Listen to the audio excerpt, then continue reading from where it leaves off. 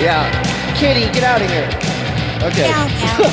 Meow, meow. This is Michael Dean from the Freedom Fiends. I am the Iron Hamster. That is my radio wrestling voice. And boy, we have a match today. And over in this corner, we have Diana, the Laughing Kitty. How are you, Diana? Meow, it's my birthday. It's your birthday. I'm so psyched. Happy birthday. Thank you. I would sing happy birthday to you, but after my vocal warm up there, me, it's all about me. I'm not going to do it. I'm just not going to do it. I'm just going to wish you a very happy birthday. Thank you. Glad you could join us. And Yeah. You're on for the first hour, and then you're going to go out and party with friends and family for the second hour. Woo. Yep. Yes, I'm going to go and have a good time and buy stuff. and engage in the free market. All right. That's right. And in the other corner of the inner tubes, for the whole show, and then we're bringing someone else on for the second hour, we have Colleen. How you doing, Colleen?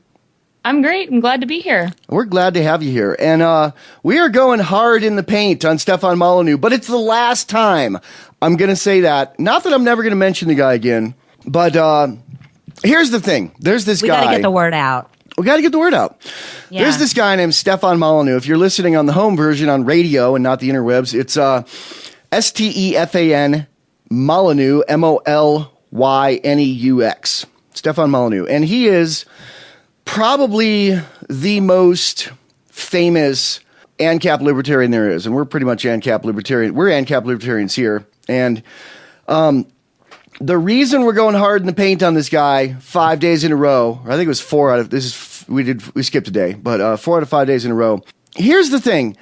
He is known outside of the libertarian community. He is known, like he's been talked about in Time magazine. He's been talked about in some mainstream media.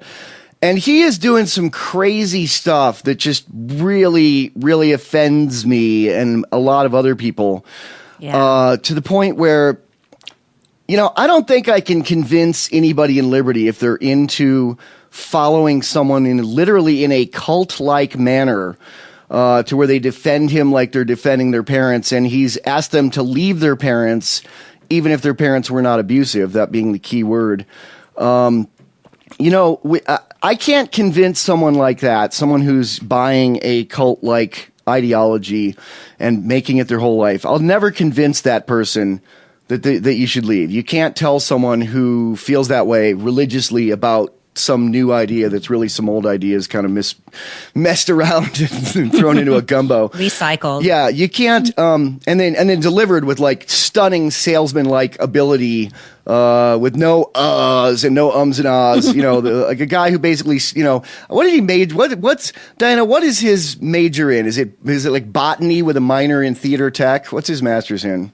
You were asking me. I think you might want to ask Colleen. Colleen, do you know?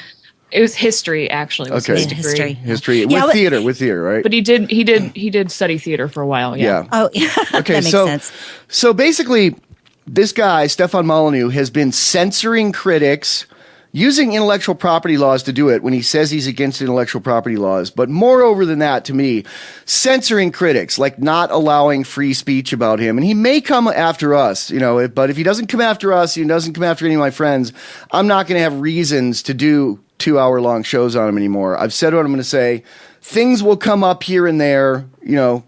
For the past 2 years, we've been saying silly stuff about him here and there when he does silly stuff. But the guy presents himself as an ethicist, someone of high moral character to be emulated, says all parents were bad parents, says he's the first parent to teach good parenting, but he lies and silences free speech. That doesn't seem very ethical or good teaching, you know, good teaching of parenting to me. So I've coined this term, to molly. It's a verb, to censor criticism when the censoring is done by someone who claims to love free speech. Like that article got mollied by Molyneux. And I think that should spread. And, you know, I call his followers Molyneux. Davi Barker coined that. And I think it's pretty accurate because, that's good. You know, most libertarians, they write and get kind of a name for themselves. Like, yeah, they've got some people saying, "Oh, you're dumb," but they don't have 10 websites devoted to, "I must expose that this person is a cult leader."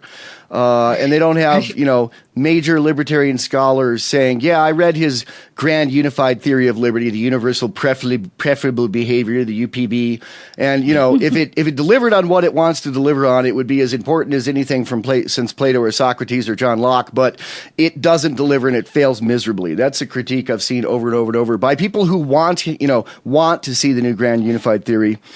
So the reason I wasn't letting up on this, and we're going to go back to like your usual Fiends fun tonight, where we just kind of have fun and make fun of the government.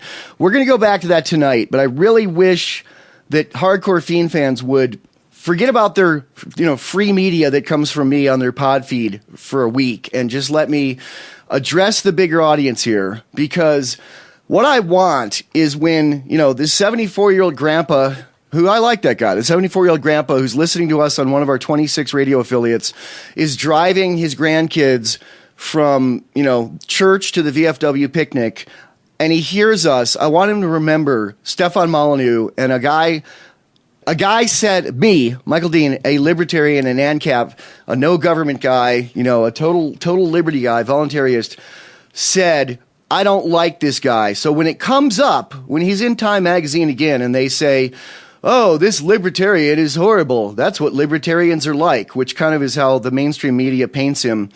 I want people to have heard the opinion that not all libertarians like this guy and he's not representative of all libertarians. And in fact, there are thousands of us who either, basically think this guy is evil, like me, or down to like, oh, they go, ugh, when they hear this guy's name. So we did an interview with Colleen the other day. She was an inner circle member of Molyneux's. I'm not going to call it a cult. You call it a cult, right? I do. I've been pretty open about that. Okay. And I just wanted to clarify, because I called it the inner circle, but it was never referred to that way within the group. That's just my own characterization of it. Was it called the inner sanctum? No, I'm kidding. No. So what was it called? I mean, they didn't really have a name for it. I mean, I suppose you could say there was like the Friends of FDR forum, and you could say it was Friends of FDR. But FDR, let me clarify for the radio audience, Free Domain Radio, not Franklin Delano Roosevelt. Right. He's generally got he's got thousands of followers, and people that donate, he's got a bunch of people that donate and follow his every word. But if you stay in long enough, and it's not based on how much you donate getting in the inner chamber, it's how devoted you are, right? And how much work you're willing to do for him for free. It's a combination of factors. If you demonstrate your level of commitment, I think everyone who gets into that so-called inner sanctum has defooed and defriended their old relationships and no longer associate with people who aren't anarchists and basically only have friends within that community. Yeah. And okay, so he has 10 or 12 in the inner sanctum I'm going to call it the inner sanctum, at any given time. And they have a high attrition rate. They leave the group in disgust a lot, right? The inner circle. Yeah, it's pretty consistent in terms of the length of time. Most people are involved for about 2 to 3 years, like me. So that attrition rate's pretty constant, and that's pretty common in a lot of other cults. So yeah. Okay, so we did an interview with the other day. It got a lot of shares on the internet, a lot of discussion on the internet, a lot of comments on our site, a lot of comments on Reddit, a lot of comments elsewhere. I read pretty much all the comments, and a lot of them were like Steph bots, Molyneux, devotees of this guy, just like defending him like they're defending their family, without even listening to the episode, just responding on the title of it. But there were 3 criticisms that were not people just bashing it that came up a few times over and over and over that I think are worth addressing point by point. And I'll say what the 3 of them are, and then we're going to address them. The first was, you were in the inner circle, prove it. We're going to prove it today. The second thing is, people have free will. How is it bad for him to tell you what to do when you did it? Which I kind of agree with, but we're going to get to that. But I agree with that. But the thing is, I want the bigger community outside the libertarian ANCAP voluntarist community listening on radio to hear, okay, we don't like this guy. He's he's kind of a cult leader, culty guy. People follow him like a messiah. like a guru, make pilgrimages to his house, give him a lot of their money, leave their parents on his behest, but they have free will and they're adults.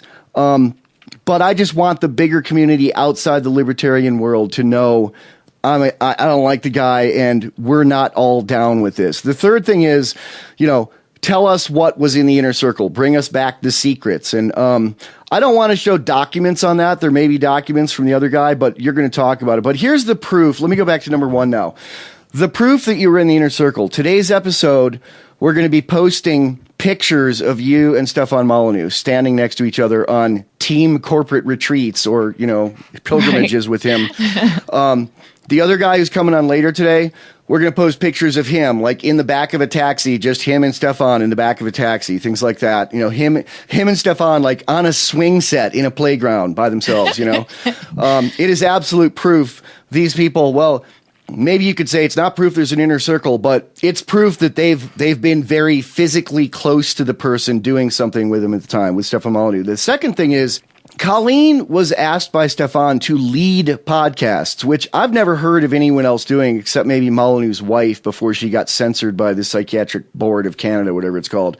He was having you lead podcasts, and I'm going to link them today in the show notes. Some like 3 episodes I found really. I didn't want to listen more than that, but I can't stand the guy's voice, and I'm not going to link them directly because if I do, they'll like download into your pod feed if you're a Fiend follower and a Fiend subscriber, and I don't want you to suddenly have a bunch of Molyneux that, what's that doing on my pod? But you can go link it, you can click to it and download it, and if he deletes them from his end, and that's another thing, I don't want to like post them because even though he has said before, anyone can use my stuff, he's kind of taking that back. It's like anyone can use my stuff unless I don't like it. But I'm also going to link torrents that he has out, like BitTorrent stuff that he has out that have those podcasts. That's like taking pee out. Trying to get rid of that is like trying to take pee out of a swimming pool with a spoon. I mean, it can't be done. The great thing about torrents is if you want your stuff to stay around forever, like Molyneux and like myself, who also torrent everything, they're great. The horrible thing is if you like to censor people, the stuff still stays around forever. So that's my intro. We're going to get into the meat of this when we get back on the Freedom Fiends on Molyneux Chat, day 5, last day of it. All right, worms. When I found the Free State Project, I knew it was the key to achieving liberty in my lifetime. It's awesome to be surrounded by like-minded, freedom-loving activists who've moved here to New Hampshire. From politics to civil disobedience, we have it all. Where I came from, it felt that no matter what I did, liberty was dying. Perhaps you feel the same way? Call 888-377-2515 now to learn more about the Free State Project. That's 888-377-2515 or visit freestateproject.org. The Central Scrutinizer is a Soviet-style Leviathan trying to keep track of all you do. That's why I use a VPN, or virtual private network, from Bola VPN. Bola VPN is inexpensive, secure, and will allow you to use your computer without leaving a trail. Bola VPN is now also offering torrent seed boxes for safely sharing media with the world. And if you open a support ticket saying you heard about them from the Freedom Fiends, they'll add 3 extra days free. That's Bola VPN at bolehvpn.net.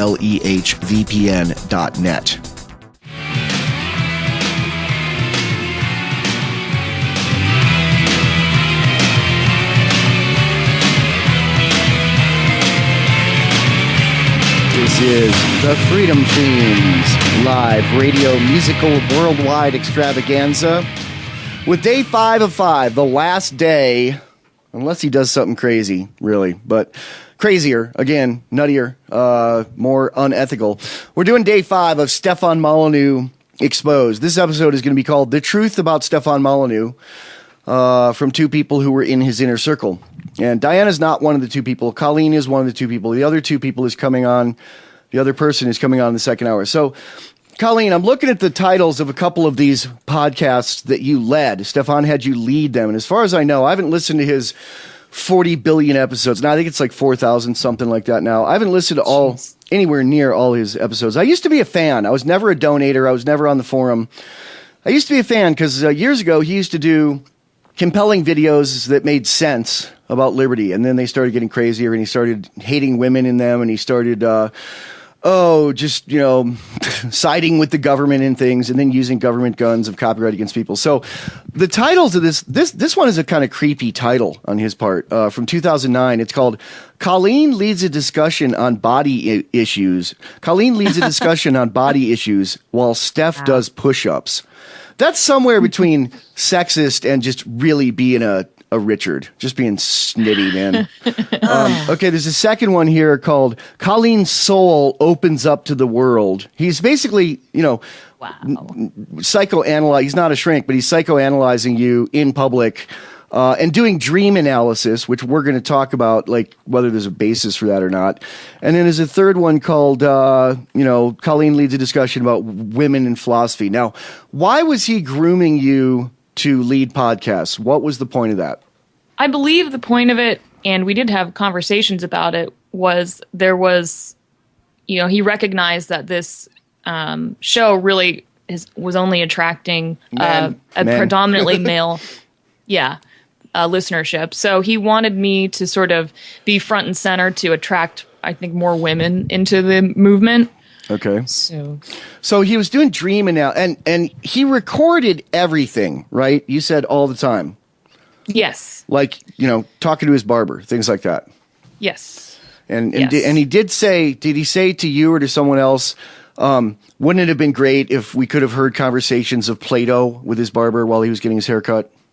Right. Yeah. And that was in that article. That was to Greg. Yeah. Oh, the BuzzFeed article.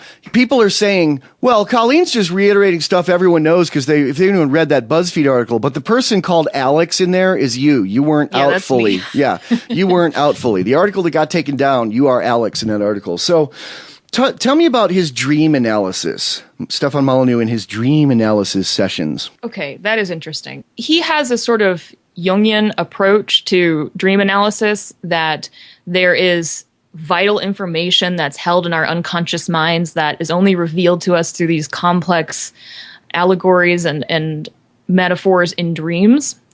That is not supported by any kind of science. There's lots of research on dreams that's going on, and it's still a very elusive subject, but there's no support that there's any kind of metaphorical coded information in our dreams that tell us what our defenses won't let us know in our waking life, and which is sort of his position. So it sounds like he was kind of like into new age pseudopsychology kind of stuff. Yeah. And you have a master's, right? In what is your degree in? My degree is in psychology. And you're going for a PhD, right? Yeah, I'm in a doctorate program for social psychology, experimental. And, I don't put all the weight in the world on degrees, but I put some weight on them for sure. And, you're studying to be a psychologist, and Stefan majored in history and had a master's degree and wrote a master's thesis, which I've read, which is mind-blowing. And as you said mind-blowingly, what? Kind of like, really? And as you said before, he got an A on it because he pestered his, what happened?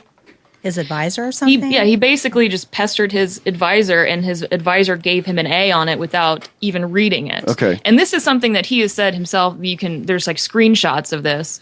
But he used to promote his site and his credibility by putting that front and center. Like, I got an A on my master's thesis. I got an A in pestering people. I got an A. Yeah. Okay.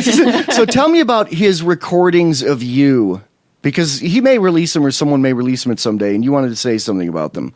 Oh, right. I've always been very aware that there's all these recordings of us when we had private conversations or gold donator level podcasts. I guess we can return to this. Yeah, let's do it when we come back from the break. This is Michael Dean, Freedom Fiends, talking to Colleen and Diana, whose birthday it is. Yay. Yay. Happy birthday. We'll be back. You're listening to Freedom Fiends. Go to freedomfiends.com to help keep it drone-proof. What sets Survival Punk apart from all those other survivalist sites?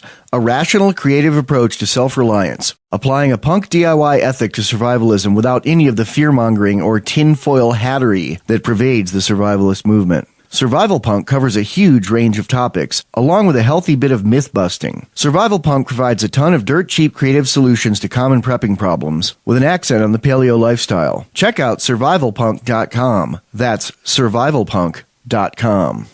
Looking for a new home with good neighbors, no income tax, an active shooting culture with excellent Second Amendment protections, a great business climate, and less government? Then Wyoming might just be the place for you. And freedom-minded folks are already there. Founded by author Kenneth Royce, FreeStateWyoming.org encourages free trade, political liberty, and voluntary cooperation. Come bask in the laissez-faire Western culture of the cowboy state. For details, visit FreeStateWyoming.org.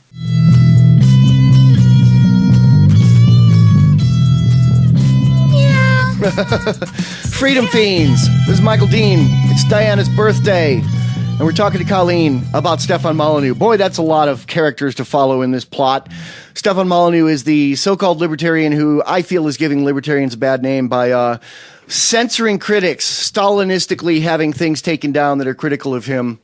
And then, there's the whole thing of, for about 10 years, people have been saying he's been running a cult. And we have Colleen here who was in the inner circle of this so-called cult. She calls it a cult. I don't know because I wasn't there, so I'm going to say it's cult-like. It's pretty cult-like to me. So, Colleen, tell me about the recordings of you that he made. Right. Okay. So he records all private conversations with consent and knowledge, or not? Usually with consent. I don't know if he always told people, but it was pretty much understood that if you were talking to him, it was going to be recorded. So, yeah, and while I was in the group, I sort of alluded to this before, that I did think of my parents as being abusive while I was under the influence of this group. Of his thrall, yeah. Yeah, and there's a lot of things that go on in the community of suggesting that things were abuse, and they believe in repressed memories and recovering repressed memories and that sort of thing. And so there are but recordings of me accusing my parents of being abusive and saying some pretty damning things. But I want people to know that if those do get released or anything, that a lot of that's going to be really taken out of context. And there was peer pressure, right, to leave your parents no matter whether they were abusive or not? Yeah. And there's a heavy emphasis on portraying things as abusive or suggesting that there's more abuse than you could remember. To be clear, this guy has said, Stefan Molyneux has said, that all parents were bad parents until he came into the world to teach everyone to be good parents, right? Right. Yeah. Wow. He actually said that. Yeah. I know. He actually said that. There's video of that.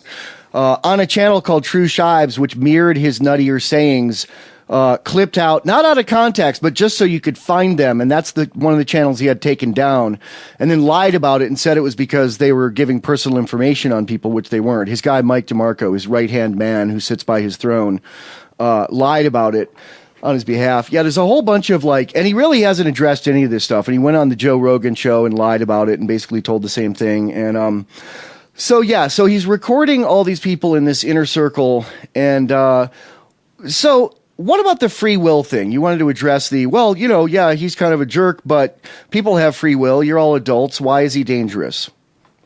Okay, the first thing I would want to address is it's not all adults. There are callers I've listened to as young as 14 years old in this community. And the designation of if you're 18, you're an adult is really sort of arbitrary because there's lots of evidence that our brains do not fully develop until we're in our mid-20s. So a lot of them are sort of adolescents, and so a lot of them live at home too, right? Right, and they haven't launched in the world. They're more naive, and so they are more susceptible to being influenced by this kind of thing. The second thing I wanted to address is I can totally understand people's perspective that it must be just really weak-willed people that are easily led that get into this movement, and you have to take responsibility. And I understand that position, but if you're interested, I would really recommend reading up a little bit on social psychology. There's something called the fundamental attribution error, the actor-observer bias, where we're more likely to characterize people's behaviors as coming from their personality traits rather than the situational influences around them. And it's sort of a bias in thinking that a lot of people have. But they've done research on cults and who gets involved, because there's a lot this idea that it's all these people who are either isolated and they come from bad families, or they can't think critically. And what they found is most people who get involved in cults are young people at transitional periods of their lives who are idealistic, above average intelligence, and come from good family backgrounds. So we're sort of mistaken in how we characterize people who get into this, and it's sort of victim blaming, in my opinion. He also, it seems interesting to me that he pretty much, when you get to the inner part of it, is telling everyone that their parents were abusive and they should leave their families and cut them off completely. Oh, by the way, he has a form letter to do that, and the guy that's coming in the second hour is going to talk about that. Did you ever see the form letter, Colleen? He has a form letter for people to leave their parents if they can't come up with the words on their own. Right. Yeah. Have you seen that? Yes. Yes, I do remember that. Yeah, and he also, I mean, it seems like he's trying to get people to get rid of their family and then become their father figure. Is there a feeling of that at all? I think that's what actually happens. I'm not sure that it's like all that Machiavellian where he's really planning this out that way, but that is what ends up happening. Oh, I think in his mind, some people have said he's a charlatan and a scam, and he doesn't believe any of it. I think he absolutely believes all of it. Do you think he does? Oh, yeah. Yeah, I think he's got kind of a messiah complex going. Wow. My main complaint about it, too, I totally can see the why this is dangerous, even if the people have free will. I think it's dangerous because, like I said, I think it's giving liberty a black eye to the general public. And I also think, he claims to have turned all these people onto liberty. He's turned a lot of people off from liberty, too. And there are people that leave his organization. There's a lot of them that leave, especially at the more inner rings of it, who are like, they go back to being total status and wanting to vote and, work. Like, I love the government. Like, really, he turns them off to all of it. And I think he's turned people off who are curious, who find him because you search Liberty Podcast and he comes up first.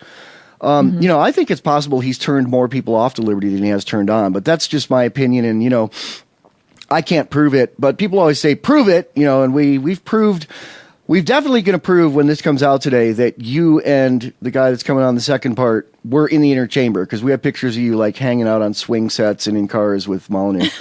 And we have audio of you leading podcasts, which I think he'll probably delete, but they are on the torrents. I'm not going to host them because he has said his stuff was Creative Commons in passing and said anybody can use it, but then he's reneged on that when it doesn't serve his purpose, which has inspired me, by the way, the Fiend fans listening. If you go to the Freedom Fiend site, there's a new thing on the banner at the top that's going to stay there forever that clearly states all Fiend's audio, media, and text are licensed Creative Commons Attribution 4.0 forever.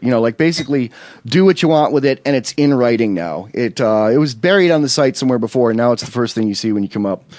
You can share it, you can make fun of us, you can do whatever you want with it. We're not going to have you take it down. We're not going to use the government guns on you.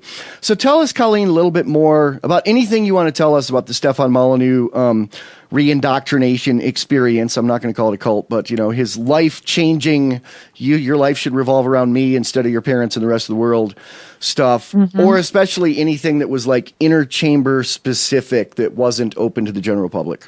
Okay, so one of the things I really want to emphasize is this huge discrepancy that exists between how he presents his ideas to the general public when he knows there's like a wide audience of varying viewpoints, and the way that he presents his ideas to his members. It's very different. He, like we've said in the past, he says, oh, I'm just telling people to disconnect from people who are abusive. And who could possibly argue with that position? Right. It's very different from the way that he presents it within the community. And I'll send you this link to it where, and he says that he always he counsels people to have conversations with their families and get close to their families and talk about things that they didn't like from their childhoods. And that's not 100% the case. And this thing I'll send you, this article that his own words that he wrote, he actually claims that having those conversations is kind of useless. And Wow.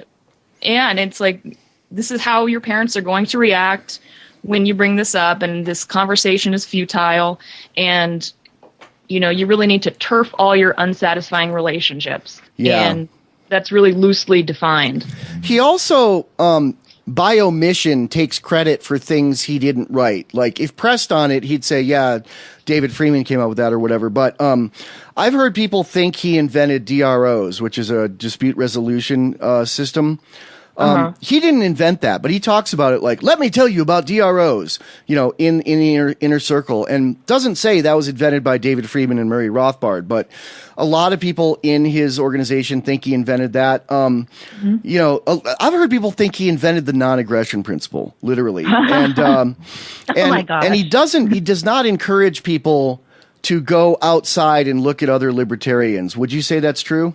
That's absolutely true. Yeah, And like you're a libertarian, you were involved in this for years, and like you don't know. I've talked to you about other podcasts, and like you've barely heard of them. I'm not just talking about us. I'm talking about like bigger podcasts and bigger liberty figures, more well known, and you're like, I don't know who that is, because you were in this Steph bubble, and he encourages that, right?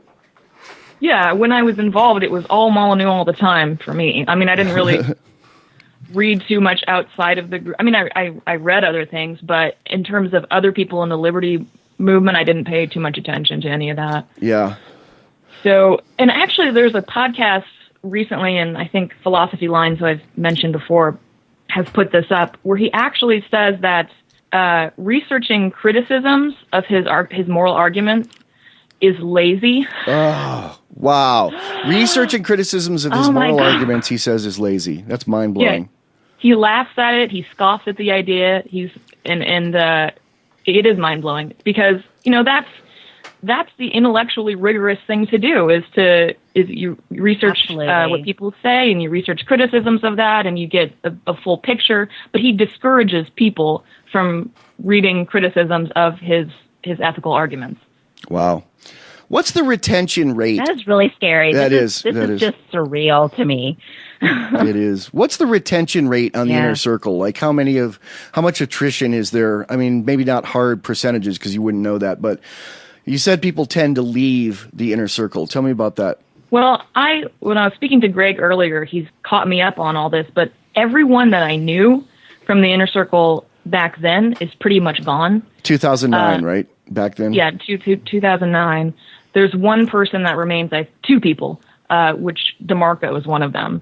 Everyone else, they always say if you stick around long enough, they'll give you a job. I guess that's what happened with DeMarco. Yeah. All right, we'll be back with more on the Freedom Fiends, going hard in the paint on Stefan Molyneux and his ideas and why I think they're bad for liberty. Talking to two people who were in his innermost circle. We'll be bringing the second one up after this next segment and after this trip to the market. You're listening to Freedom Fiends. So much truth, it hurts. Hi, this is Michael Dean from the Freedom Fiends radio show. The internet has lowered the cost barrier for a worldwide radio show to a price approaching zero. Yet there is one arena where you still need thousands of dollars to approach the audio quality of the corporate media. Doing a live spoken show with more than one host in different geographic locations. Our program, Fiend Phone, will solve that problem, and it will be given away free. Go to fiendphone.com to see what you can do to help. That's FEENPHONE.com.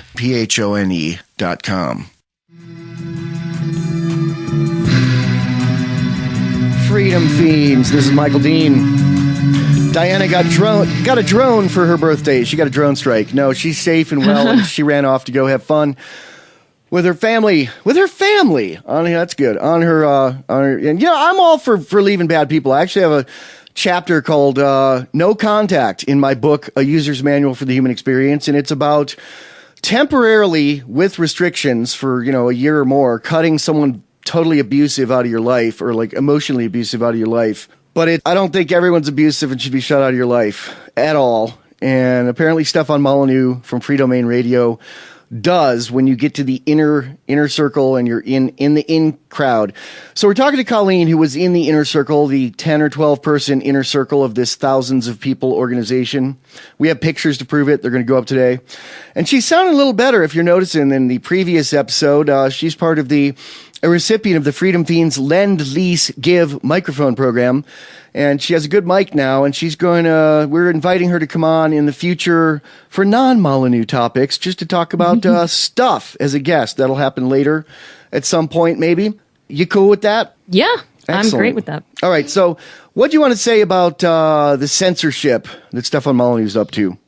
Okay, yeah, it continues. The BuzzFeed article that a lot of people have talked about has been removed from BuzzFeed. We've tried to get word on why, but no response as of yet. I think we can safely guess that Freedomain had a hand in getting it taken down. But I wanted to emphasize that Molyneux always says that critics are skipped to the front of the line. They can call in the call-in show, and he is so open to criticism that they don't have to wait. Yeah, exactly. Yep. And that is not true because Polly Doyle, the author of that article, actually contacted Freedomain and offered to be on the call-in show and discuss it with them, and they blocked him. They blocked him from the site. Other people, I know somebody else had like a screenshot of they emailed Freedomain and wanted to discuss criticisms with them. And this, wasn't anyone that had come out with an article or anything, and they blocked him as well. So the idea that they're so open to criticism is a little bit false. Yeah, and there was actually, somebody conjectured that maybe Polly Doyle took his own article down, to like try to get attention or something. I have an inner secret thing that's kind of, to me, proves that isn't true. Was I was chatting with Polly Doyle on Twitter, and we went to I said, let's take this to email. I don't like chatting on Twitter. And he gave me his email address. I sent him an email. It said, subject line was reply if you got this, because sometimes emails don't get through, and I don't know established people are actually getting them. And I signed it MWD, which is my initials, Michael W. Dean, in capital letters, which is how I signed my name since like 1974, since before Mike DeMarco was born. But apparently Mike DeMarco signs things MDM. And Paulie looked at it quickly and thought Mike DeMarco was finally writing him back. And I got this email from Paulie, like screeching at me. Blah, blah. And then immediately, 10 seconds later, got an email from him saying, oh, sorry, I thought that was from Mike DeMarco. All right, what's up, man? So, unless he's very strategic, I don't think he took it down, man. I think that the Molyneux camp did it. But, of course, they're doing a lot of backdoor stuff and like denying it. And then that's one of their techniques, and not allowing, and then saying, prove it. And then they're also, when you say Stefan said something, even if his followers know he said it, and he will do this, the people will be like, prove it. And that means, prove it means you have to go search through, 4,000 3-hour podcasts. And that was one of the things that True Shibes was doing, the channel on YouTube, that was useful, was taking the crazy stuff and putting it just by itself on YouTube. And like, that's what he had taken down, and then lied about the reasons for it. Yep, exactly. Yep. So what else? Oh, music, radio, stuff. All right, we're going to come back in hour two with more on Colleen and another innermost chamber defector who defooed Molyneux. There's more of them out there. I'm not going to interview them all. People are going to, they would become 24/7 for the 365, and I'm not going to do that. This is going to be the last one. But in hour two, we'll have another person on that that you were in the inner circle with. yes. So we'll be able to corroborate each other's stories. And we have pictures of him on swing sets with Stefan Molyneux, reliving adorable. They are That's so adorable. cute. They really are really cute. Recreation or therapy? You be the judge. On Freedom Fiends, hour two coming up next. Are you a political activist who does things that the government might not like? Then this free ebook may save your life. Rats is your guide to protecting yourself against snitches, informers, informants, agents provocateur, narcs, finks, and similar vermin. Rats was written by OG libertarian Claire Wolfe. Rats is a short book, easy to read, and available free in many formats. Download Rats free at rats-nosnitch.com. That's rats-nosnitch.com. Creamy Radio Audio. Want caviar sound on a cat food budget? Creamy Radio Audio by the Freedom Fiends has great free tips so you can sound like a pro without spending like one. The most powerful form of human communication is one person speaking to another. But if people have to suffer through your sound, they'll change the channel and miss your message. With articles on microphones, preamps, recorders, mastering, recording remotely over the internet, doing a podcast, even getting a show on actual radio, the Freedom Fiends show you what they use and where to get it. Whether you're a talk show host, voiceover artist, podcaster, evangelist, or just want to record your loved ones for the ages, at Creamy Radio Audio, the Freedom Fiends will help you make the most of your sound. Creamy Radio Audio will help you speak to the world with sound that will make people want to keep listening. Check out creamyradioaudio.com. That's creamyradioaudio.com.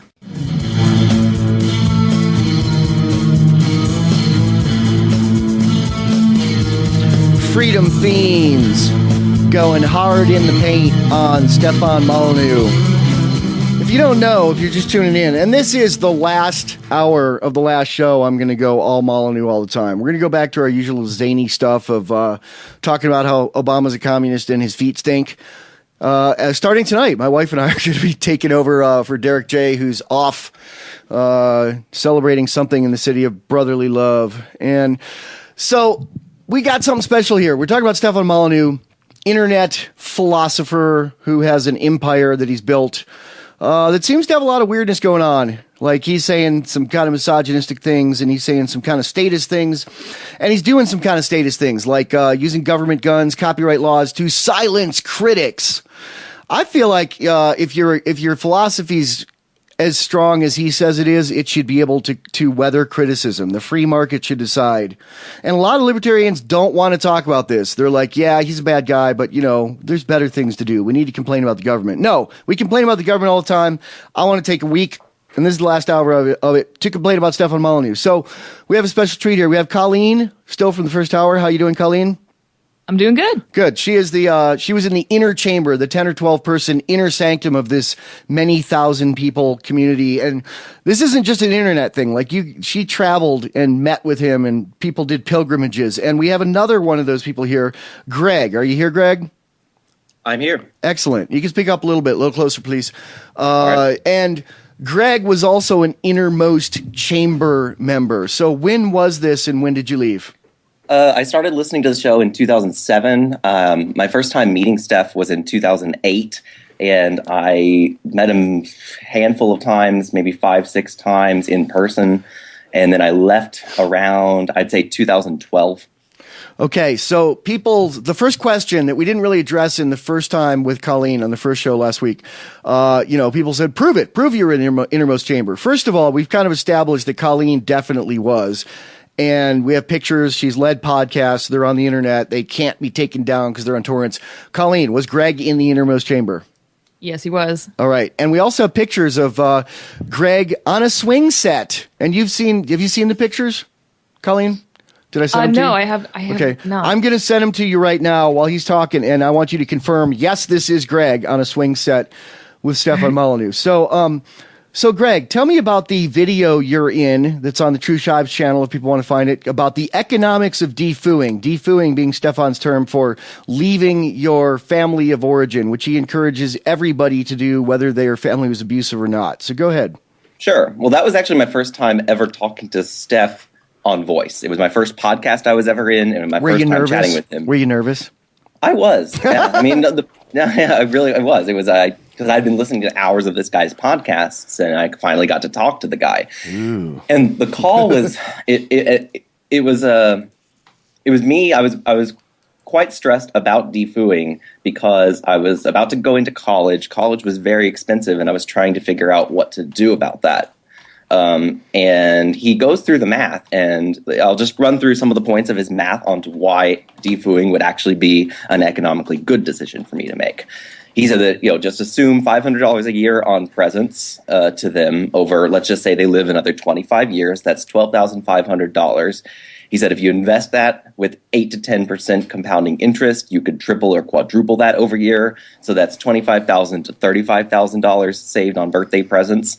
Then if you factor in time and phone calls and visits, traveling, things like that, you've got $250,000. He said if you add emotional pain and suffering and therapy costs, you've got $2.7 million. And then he says that if I don't defoo, I'm going to end up with a woman with a bad family. And there's a quote. Wow.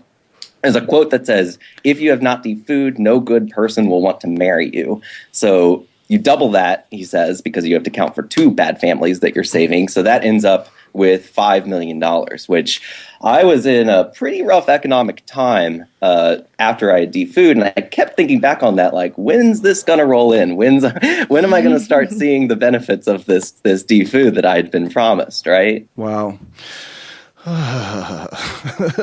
Yeah, so that was my first call. It was one of the True Shibes videos, and because Steph and Mike have been sort of lumping True Shibes in with some of the abusive channels, and Steph even said I've got to protect my callers. I was one of the callers on that video, and I was glad that it was out there. Yeah. I was glad that, and so I just most defend. He's being a parent figure. He's saying you can't decide what is good for you. I'm going to decide for you. Right, and I was glad that was out there, and I didn't feel threatened in the least. I'm sure he felt threatened by the existence of that, but I think that it's dishonest to group True Shibes in with the it is abusive stuff. So he's blocked your IP. You can't view his site. When did that happen? That my IP address block? Yeah. Must have been 12 hours or so, 18 hours after my call in to the Free Talk Live show. Yeah. So tell me about the 5-minute meditation. Both of you remember this, the 5-minute meditation podcast on why you should leave your family no matter what. Yeah, well, Colleen also remembers this. Do you want to jump in, Colleen?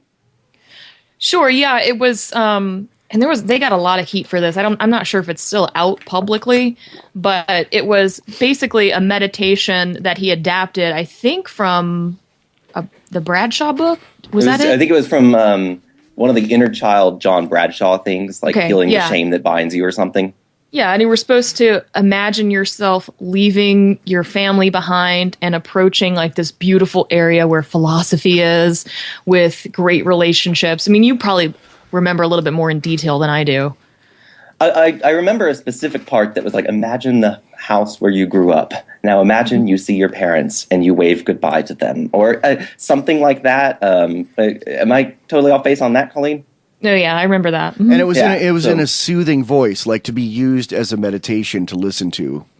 Yeah, right. I think the podcast was even called FDR Meditation or something like that. And I don't know if that podcast is still up there. I would actually bet no, but if it is, I'm sure it's somewhere out there. He's been doing a lot of trying to take pee out of the pool of the internet, of like trying to craft his message going forth by blocking people and editing things and removing things. But they're not all gone, because a lot of them all the audio stuff is on torrents, which he has encouraged people to share. And there's no way he can take that off. That's up forever because it's shared on other people's sites, not on their sites, but on their hard drives. And there's also something called archive.org, which is a site that kind of spiders the internet and saves snapshots of sites at certain times. Tell me about this site that you're going to send me a link to that I'm going to put in this episode show notes. Yeah, well, it's an archive.org snapshot of Free Domain Radio in February 2007, which is very close to when I started listening. I think I started listening in May of 2007. And there's a link to a new feature, Ask a Therapist. So you click on that link, and it says, questions about mental health. My name is Christina, and I am pleased to offer advice to the listeners of Free Domain Radio. I am a licensed and practicing psychological associate with over 14 years' experience in the field of mental health. I will respond to selected emails on the Free Domain Radio board. And I think that's important to put out there, because that gave a lot of credence to what Steph was saying about this psychological stuff. So even if it wasn't coming directly from Christina, in a sense, it had the endorsement of Christina, that's a 14-year... His wife. His wife, yes. Who's a licensed therapist in Canada. Now, that's also important because she was censored by her licensure board in Canada. She didn't lose her license. I'm not saying she should. I'm not making a judgment. I'm not saying anyone should be arrested or put in anywhere or have anything taken away from them. But wasn't the final result of that they were basically saying, no, we're not therapists. We're not practicing therapy here? Colleen knows a lot more about that than I do. So, Colleen? The final result was she accepted a professional reprimand. She pled guilty to the charges. And then she had to go back to school for a while, take some kind of course. She had to have a mentor, and it was all at her own expense. And if she didn't comply with those, then she would have had her registration suspended for a period of 6 months, I believe. And when this was brought up on the Joe Rogan show, Steph sort of characterized it as the board agreed that defooing was consistent with best practices, which is not at all in the decision, which is available online. Yeah, so, there's a lot of video lately of Steph, I'm not going to say lying, but I'm going to say stretching the truth to where anybody who knows anything about it goes, huh? Right. Can I say lying? Because I think she's lying. It was a lie. And I think there was another lie that's worth pointing out, is that in the Joe Rogan show, he was talking about defooing, and he gave a bald-faced lie about the number of times defooing has come up. He was asked about how central defooing was, that kind of thing. And defooing, for your listeners, is the cutting off of your family of origin. And he said, it's important to remember that after 3,000 podcasts, this topic only came up 3 to 4 times. And that's nonsense. Wow. That is utter nonsense. I think there were at least 6 podcasts with me and Colleen combined talking about the defoo. Well, there's a 5-part series that he did called something like, "But my family were good to me," or something like that. What is that one called? Do you know that one? But my parents were really nice. Yeah. That's what it was. Which is, him dealing with when people say that, his reply of why your parents weren't nice and you should leave them. That's five podcasts right there on itself. Then he did a bunch with you, and I've heard it a lot here and there. I interviewed the guy, 2 years ago, and he basically at some point started psychoanalyzing me and said, well, maybe you had a bad childhood. Immediately brought that up. I'm just a guy interviewing. I'm not part of his organization at all. And he brought that up, and I kind of quashed it down. I didn't want to talk about it in public. But so tell me more, Greg, about the peer pressure to defoo. Well, this is a little bit more subjective. It's hard to point to any one sort of thing in this, but there was I felt a social pressure to defoo. I did feel that I was both considered a lesser member because I hadn't defooed. In fact, of our friend circle, Colleen's and I was one of the later ones to defoo. I felt like I was sort of a straggler, or that I was a lesser member. And then the moment after I defooed, I felt much more included in the closer group. That's very hard to prove. But what kind of responses did you get when you posted on the board that you had defooed? Well, I posted in the gold donator and or diamond donator board or something like that about that I had finally defooed, and I got pictures of fireworks. I got people congratulating me.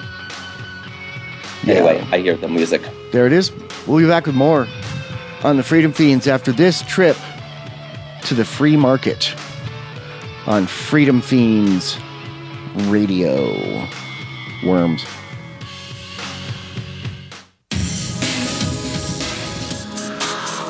You're listening to the Freedom Fiends, and I'm beaming these words into your cerebellum. Hey, there's some Squiggles from Death Clocks, and you're listening to the Freedom Fiends on the radios. And I guess I says worms now, so there you go. You've read books, attended lectures, and you know the Constitution well enough to know it's a well-crafted blueprint to create an ever-increasing federal empire. But there's still one thing missing. Buttons! Freedom Fiends now has buttons. You'll get state speech is hate speech, guns and weed, buy sheep for sheep on sheep, and 2 designs for the Freedom Fiends. Wear them with pride. Use them to start conversations with statists. It's only $10 for 5 buttons, including shipping. Go to freedomfiends.com and click on the link at the top that says buttons. What does freedom mean?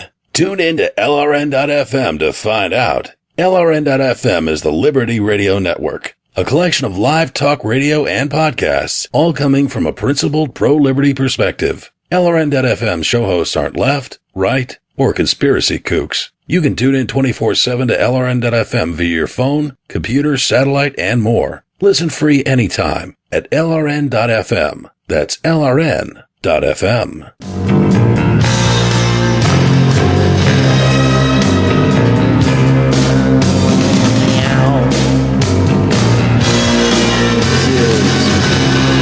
Michael Dean, Freedom Fiend, broadcasting live and worldwide from a windowless bunker. And we're talking with Colleen and Greg, who were in Stefan Molyneux's innermost chamber of chosen few in his worldwide philosophy, internet philosophy, reindoctrination system. I'll call it that, because it is all about fundamentally changing yourself to his whims. And Greg was talking about social pressure. Tell me a little bit more about this social pressure of how he uses horizontal enforcement of the group members to make you do what he wants to do. Well, before the show, Colleen and I were talking and reminiscing about how hard it was to remember all the little permutations of 3-4 member calls. And they were spontaneously organized, and it was something like, hey, guys, we need to talk about Bob, or something like that, and we would talk for an hour or two about what to do Other with members. the problem. And one of whom was in the middle of a psychotic episode, and we need to figure out what we're going to do to deal with this. And I remember Steph in that conversation saying, "Well, this is no longer philosophy can no longer help him. This is a medical issue, so we can't really help him anymore." So little things like that where. If someone was on the outs, as I mentioned in my Free Talk Live, you just stopped getting, and I experienced this for, 4 to 6 weeks after an incident. I just stopped getting responses to my IMs to friends. Yeah, and then shunning. all of a sudden I was back on the in and, got responses again. It happened to friends, and, that was the sort of horizontal influence that I experienced. Which, at the time, if you've lost all of your friends from before FDR, I had dropped out of school, I had stopped talking to my family, my friends at Freedom Main Radio were really all I had, so it was it was so crushing for a month to just... I basically had no one to turn to. So basically, the thing in Freedom Main Radio, once you're in deep, is... they get you to cut off all outside ties and make them your social center and your support group, and then they will shun you and cut that off sometimes if you don't do what they want. Is that correct? One thing I wanted to add to that is, although I can't really substantiate this because of privacy concerns, but I know at least 2 instances of people who have experienced being ejected by the group or shunned by the group and find themselves entirely isolated, who have ended up in mental hospitals. Yeah, and a lot of the stuff that people would say to you, "Oh, prove it." You don't want to prove it because it would be outing someone and giving personal details, and you didn't record the conversations, unlike Molyneux, who records almost everything you said, even private conversations. Right. Yeah.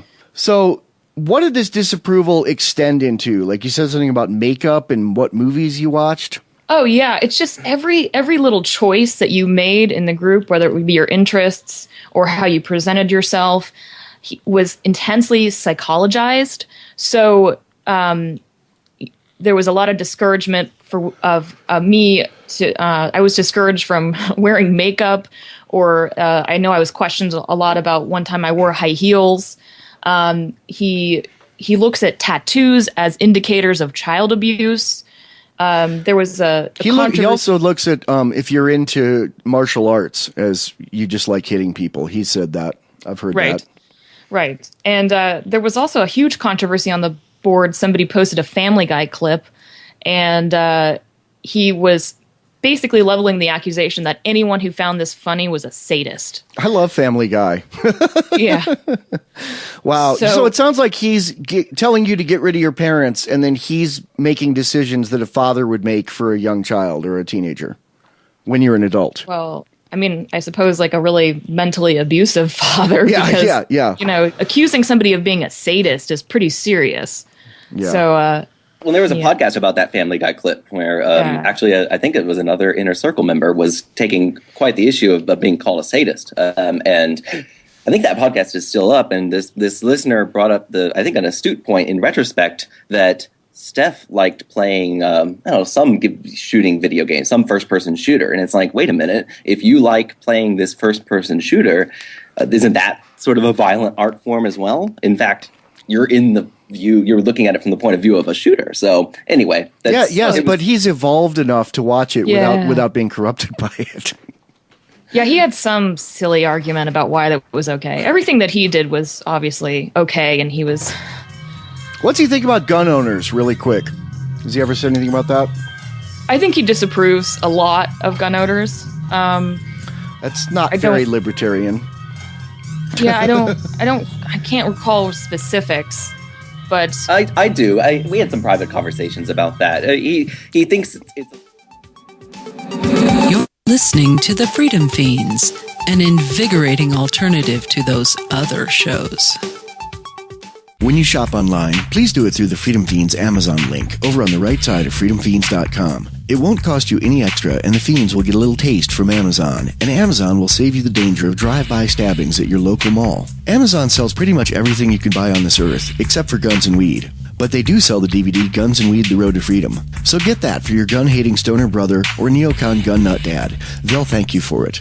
That's freedomfiends.com. Freedom, Foxtrot, Echo, November, Sierra.com.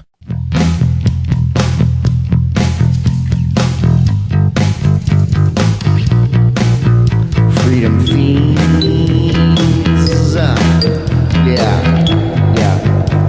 Going hard in the paint. Going hard in the paint. That's a basketball metaphor for competing successfully in a crowded area right under the basket. We're going hard in the paint. That's if you don't know about today's hip hop vernacular, we're going hard in the paint on Stefan Molyneux, internet philosopher king who has a many thousands deep group of young people donating to him and following his every word. And then there's an inner ring that's not based on donations. It's based on devotion and willing to basically do free work. And we have two of the people who were in that 10 or 12 person inner moist sanctum of Stefan's brain and hanging out in his living room and going on picnics and going on nature hikes. We have Colleen and Greg who have defected and come back with unique knowledge. And you guys want to talk a little bit about Molyneux's opinion of siblings. Go ahead, Greg. Well, actually, I think Colleen should lead in with this. I think she has a little bit more and to add it first, and then I've got some knowledge as well. Yeah, there's a lot that's been said about Steph's view on parents, but he also has talked significantly about siblings, particularly older siblings. And basically, in some podcasts, he's suggested that if you were an older sibling who teased or tormented your younger sibling at any point, you're basically irredeemable. Your soul is permanent. Your soul is permanently corrupt. Then the world is irredeemable and permanently corrupt. Right. And these podcasts had a real significant impact on people. My boyfriend at the time had been an older sibling, and he could remember instances of teasing his younger siblings.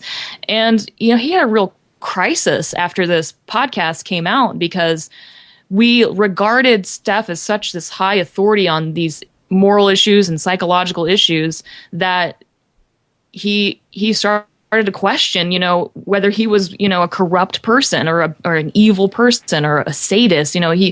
Steph regularly levels these accusations of being a sadist or being corrupt at people for little things like that.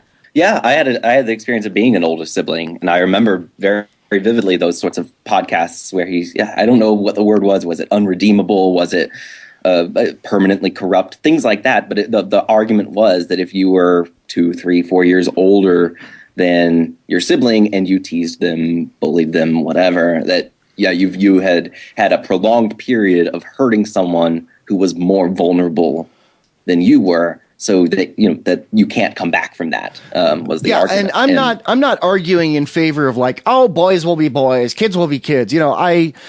I think bullying is not a good thing. I'm not endorsing it, but all siblings throughout history, throughout the world that I've seen have done some of that. I'm not saying it's good because it's common, but I reject the idea that someone is irredeemable for what they've done in their past. Like literally, I have friends that have murdered people and have gone to prison and come out and they are redeemed and they're not murderers in their heart of hearts anymore. And I don't believe they'll do it again. I don't think anyone is unredeemable. I think Stefan Molyneux is redeemable. I think, the first thing he could do is stop lying and come out and tell the truth and take off a few layers of ego and smugness and address the things that everyone knows he's doing instead of going and lying about it. I think anyone's redeemable. But so he has this thing, he encourages this idea that some people are permanently broken and unredeemable. Is that what I'm hearing? Yeah, and most people are. Wow. Yeah. If you take his words at face value, if you've ever teased your younger sibling, most people have done that if they're an older sibling, or supporting the state in different ways. Those people some of them are permanently corrupt. Would you agree with that? Is that a fair statement, Greg? I think it's absolutely fair, but I also think that there was wiggle room in that I was an older sibling, but towards the middle part of my tenure at FDR, Steph had much more ill thoughts and words about my brother, who was not on board with this stuff, than for me, right? There are a couple of podcasts of him talking to me about my brother and, walking me through his corruption because he was defending my family and my parents. So, right. You're irredeemable unless you're a donator. Right. It's all of this stuff, these hard and fast rules were bendable, right? Mm-hmm. Your choice in art reflects poorly on you unless, you want to defend a first-person shooter. All these sorts of rules are bendable when it comes to bendable for him. Members. Yeah. Well, I mean, the biggest thing that's come out lately is he has done hours and hours and hours of talking about the illegitimacy and the immorality of intellectual property laws, and basically saying, if you put something out there, it's like he doesn't use the message in a bottle idea, but that you put something out in the world and it's out there and you can't own an idea or your words that you've said. And he said, people can share my podcast. They can do whatever they want with them as long as you spell my name right, which is kind of funny because his last name is hard to spell for a lot of people who didn't grow up in France. And, he said this, but then he's saying, well, no, but not if you criticize me with it. He's making he's making a career of making these grand statements of I'm really cool and these are my ideas, or you can't do this, but then he does differently he does the opposite when he wants to. Right. Yep. So romantic relationships, what's his attitude on that? A lot of things that have been called cults in the past have done like arranged marriages or said, this person should be with this person, but he doesn't do that, but he does kind of the opposite of you shouldn't be with this person. Talk about that a little bit, about how that works in the inner level. Sure. When you mentioned horizontal reinforcement before, it's well known in the group that Steph will kind of hold conversations or calls about other members in the group where they basically analyze their romantic relationships and talk about why those relationships are bad or based on codependency and that type of thing. So that your romantic relationship is being really heavily monitored in the group, and they're trying to seek out evidence that it's unhealthy. I don't know why there's this obsessive preoccupation with that, but I know that Frida Main was responsible for at least a few breakups. I mean, I include myself in that my boyfriend at the time and I both got involved in the group together. And then we got to a point where we were just paranoid because we got the message that Steph did not approve of our relationship. Ugh. And that sort of precipitated the breakup. And I know that's happened to several other people. Well, Colleen, I don't remember any one reason why because I was in FDR longer than you were. I don't remember any one particular reason why you sort of got on the outs with some of the other inner members, but I do remember being privy to and present to conversations about your budding relationship with your now fiance. And there was definitely an implication that you were rebounding, or that it was you sort of acting out in your false self. That wasn't Steph in those conversations, just to be clear, but it was the sort of the inner group people discussing that in that way. Right. And he encouraged that, right? Like, this isn't, you're not talking about some rogue group. I mean, after Colleen and her now ex-boyfriend, but boyfriend at the time, left at one of the barbecues, he wanted to, chat. So what did you guys think of how they were interacting with each other? Steph wanted to analyze it. Yeah. So it was, not to make you feel self-conscious, Colleen, but yeah. Man. I mean, I'm aware. I know that all that stuff was going on. Yeah, sure. So. Wow. So tell me something more. Tell me what, what did it look like? And that's not just a visual term, but what did it look like in the same room meetings of inner circle people? I mean, we have a couple pictures. We have Greg on a swing set swinging. That is a cute picture. So cute. Swinging with Stefan Molyneux. And we have him in the back of a taxi or a car with Stefan Molyneux sitting right next to him. I don't want to say rubbing up against him, but no, like touching, squished next to him in the back of a car. So yeah, they met, they knew each other. They were in the same location. What went on in the inner members only in-person meetings? Well, the most stark visual that I have when I keep thinking back to these meetups is his living room was laid out with one big armchair in the corner and a couple of couches with like an ottoman in the middle, something like that. And Steph was always in that corner armchair, holding forth as usually one member or a couple were discussing personal issues or on a more abstract level, talking about the sort of next steps for freeing the world. And I'm going to send you a link to an article written by Murray Rothbard about his time in Ayn Rand's cult. And some of his descriptions of what it was like to be in those meetings with Ayn Rand are very reminiscent in retrospect to what it was like at these barbecues and at these hangouts. Can you, did you want to add more to that, Colleen? Yeah, I mean, everyone who's there, I mean, I don't want to say everyone, but most people who are in attendance are very worshipful, I think, of Steph. And we all kind of wanted to gather around him, and we all kind of wanted to have those one-on-one conversations with him. So, and a lot of the pictures that are out, everyone's very happy, smiley faced. And I just remembered I kind of wanted to address that we were very much encouraged to present a happy front for to the world.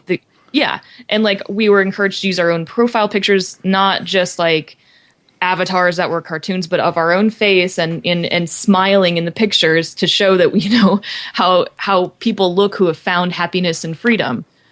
Wow. Do you remember the You Are Full of Treasure podcast, Colleen? I do. Yeah, it was with another inner circle member, grumbling about his difficulties dating. And at one point, Steph said, "Well, why were you attracted to me?" And the answer ended up being because he was really happy. Yeah. Right. And then he's like, "Well, if you're going to attract people, if you're going to convince people that these crazy things like anarchism, atheism, are accurate and true, you need to get past the, you need to show a happy face, because if you're a grumbly anarchist, no one's gonna fall for that." Do you think? Well, he didn't say fall for that. Do you think Stefan is? Do you think he is happy in his relationships personally? I don't know. I have no idea. I can say that he wants to know all about yours, but you don't know about his. Yeah. I can't. Go ahead, Greg. I can say that he seems to be very terrible at sustaining friendships. All right, at least in my experience. We'll be back on the Freedom Fiends with the redemption in the third act on two people, the truth about Stefan Molyneux from two people who have left the innermost chamber of his organization. Freedom Fiends with Michael Dean. This is what radio sounds like now. Love the Fiends and want to help out? We do take donations and we put them back into our Liberty projects. You can make a donation by clicking on the spinning coin on any post. But what if you want to help, but you ain't got no cash? Or you made a donation and you want to help more? Here's how you can help. Download and seed our torrents to help keep us drone-proof. There's a torrent club link at the top of freedomfiends.com. freedomfeens.com. You can also blog The Fiends and share episode links on Facebook, Twitter, and elsewhere. You can rate and review our movies on Amazon and IMDb. You can rate and review The Freedom Fiends and our songs on iTunes. That really helps a lot. You can buy our movies and share them with friends or give them out as gifts. And one of the best ways to spread liberty is to buy a bunch of Freedom Fiends buttons and give them out as gifts. Wholesale prices are available, and you can also comment on our site, or better yet, comment about us on other sites. And please email the site link to all your friends. Thanks for helping spread the Fiends message worldwide to as many liberty people as you can, especially to those who don't yet get it. You rock.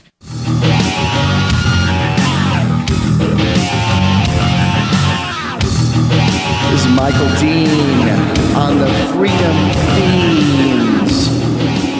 This is the redemption in the third act. This is the last segment of all Molyneux all the time that I'm going to do, unless he gets nuts again. But I don't want to do that. I want to go back to talking about kitty cats and how Obama is a socialist and a liar and his feet stink, which is what we do best. But once in a while, we got to do some real journalism here. So first of all, before we go into the redemption in the third act, Colleen, you did get the pictures that Greg sent of him on the swing set with Stefan Molyneux. Is that your friend Greg? Was he in the innermost chamber with Stefan Molyneux, and is that Stefan Molyneux? Yes. All right. That is Greg. Yeah. All right. So, Greg, how is your life now that you have left the reindoctrination program of Stefan Molyneux's Free Domain Radio? Well, I can just throw out a few facts. I'm re-entering school on Tuesday. I'm going to be studying journalism. Nice. Hopefully becoming a journalist. At least that's the plan now. Who knows what I'll end up doing. I'm in a relationship. I just celebrated my 3-year anniversary. Cool. Actually with someone I met at Free Domain Radio, and we're both reconnected with our families. I reconnected with my family about a year and a half or so ago. Is your mate left Free Domain Radio or still involved? She's left as well. Good. Okay. Yeah. So we both reconnected with our families. There was a lot of catching up to do, and I've reconnected a lot more recently than Colleen was. So, and it's been great. I've visited back home I'm originally from Indiana. Visited home 3 times now, and I'm just really glad that I've reconnected. I really love them, and I was convinced at one point at Free Domain Radio that I did have a bad family, but I can see now that I was just really cared for, really loved, and I love them as well. And I'm glad that I reconnected. Excellent. Colleen? I went into this a little bit on the last show that we did, but yeah, since I got away from Free Domain and reconnected with my family, and they were completely ready for me to come back. They were totally prepared with all the information about cults. I've had a better than ever relationship with my family. It's a lot more open and close than it ever was before. Like I mentioned, I'm starting a doctorate program right now in psychology, and that's all going really, really well. I'm getting married next year in May. Congrats. So thank you. Yeah. So, I mean, comparing my life now to how I was when I was in Free Domain, where I was isolated and paranoid about the world, it's 100% better. I making lots of friends and meeting new people, and yeah, I'm so much happier than I was when I was in that whole mess. If you guys had a crystal ball and could see the near future, like an hour from now, do you think that Stefan Molyneux will be listening to this podcast and psychoanalyzing all 3 of us and saying what's wrong with us with his innermost chamber members, or do you think he will be trying to have them not hear it? I think his employees will screen it first. You think what?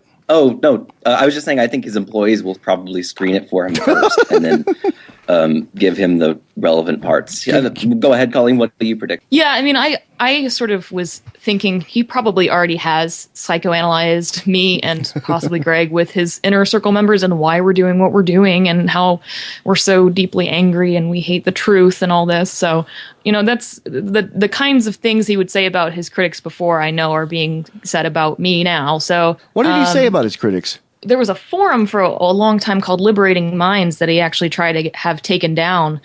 And he characterizes people as trolls with nothing good in their lives, nothing particularly to live for, and just like warped and distorted personalities that wanted to attack anything that was good because they hated themselves so much, that type of thing. So he believes he has a direct line to truths that other people don't have. Would you characterize that as true? Yes, for sure. All right. And this is, you got any closing statements there real quick, Greg? No. I mean, I hope that more people can, tell their stories and, talk about this openly. Excellent. This has been the final segment of All Molyneux, all the time, on the Freedom Fiends. Talk radio musical extravaganza. We'll be back in 10 hours, not talking about Stefan Molyneux. And I'm really glad we did this, though, you guys. And I'm really glad I got to know you and talk to you. And thank you for your courage to come on here, because I'm getting a lot of critique. I know you guys probably are, too. Thanks for doing that. Yeah, thanks for having us on. Yep. Yeah, thanks for having me. Worms.